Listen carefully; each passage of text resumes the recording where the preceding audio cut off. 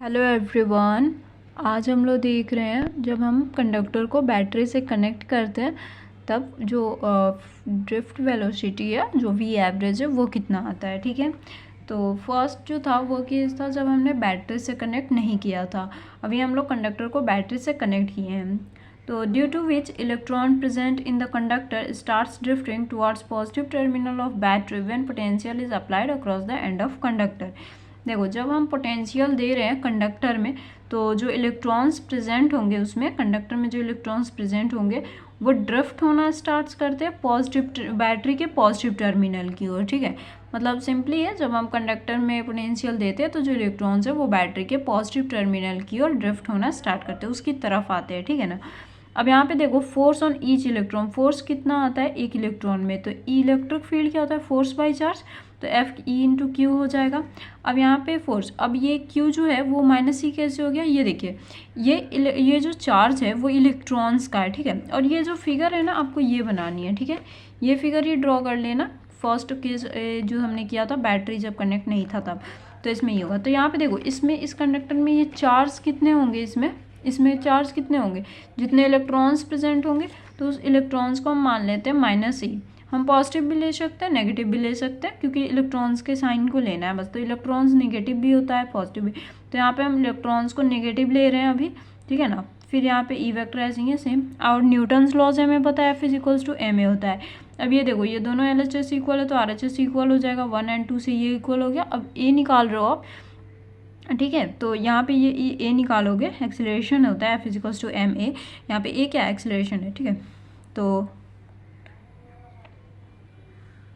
यहाँ पे देखो ये ए निकाल रहे हो तो यहाँ पे ये एम नीचे चला जाएगा इसके, मतलब ये ए यहीं पे है, बस ये एम को नीचे ले गया इधर। ठीक है, बस इधर उधर लिख दिया है, इसको इधर उसको इधर, तो ये ए इधर गया तो ये एम नीचे चला जाएगा इसके, इस टर्म के, तो यहाँ पे ये आ गया। तो अभी इसको थर्ड इक्वेशन ले लेते हैं। अब यहाँ पे आगे देखिए वेलोसिटी कैसे आ रही है, इट इज़ कांस्टेंट एक्सिलरेशन। यहाँ पे ये कांस्टेंट एक्सिलरेशन है। ठीक है, हर एक इलेक्ट्रॉन्स के लिए कंडक्टर में। और अगर हमें फाइनल वेलोसिटी निकालना है तो एक वेलोसिटी को फर्स्ट को v1 v2 v3 ऐसे करते करते सो एन vn ले लिए।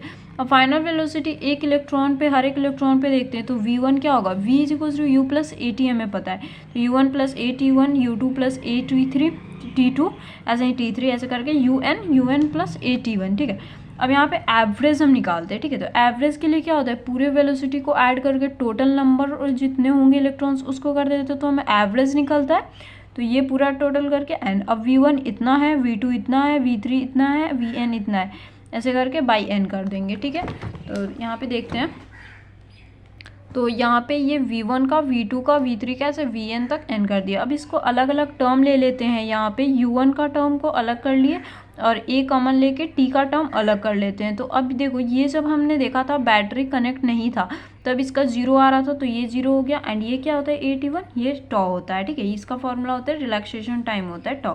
और ये अगर आप सोल्व करोगे तो इतना ही आएगा, बस इसको अलग अलग तोड़ के मतलब लिख लिए हैं अलग अलग करके। तो अब देखिए वी एवरेज कितना आ रहा है, तो ए टाउ आया। अब ए का जो था वो एक्सेलरेशन यहाँ पे आया था हमारा, ए कितना आया था माइनस ई वेक्टर इलेक्ट्रॉन का था ये, और ई वेक्टर बाई एम था। तो इसके जगह पे आप एक्सेलरेशन की जगह पे ये पुट कर दो इनटू टॉ, और ये वी एवरेज यहाँ पे निगेटिव है, आप पॉजिटिव भी ले सकते हो, अगर उधर पॉजिटिव साइन लिए रहते हैं इलेक्ट्रॉन्स का तो ये positive.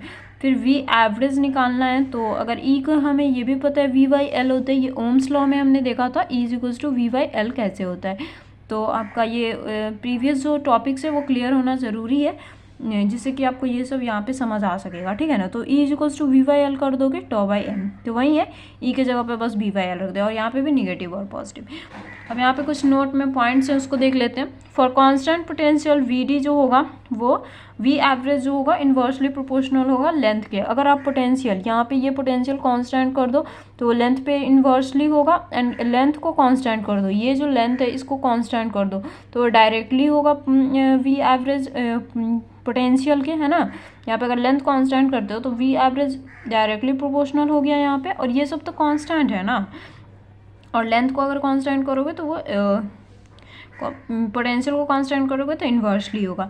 If we increase the temperature of the conductor kinetic energy of electrons in the conductor increases.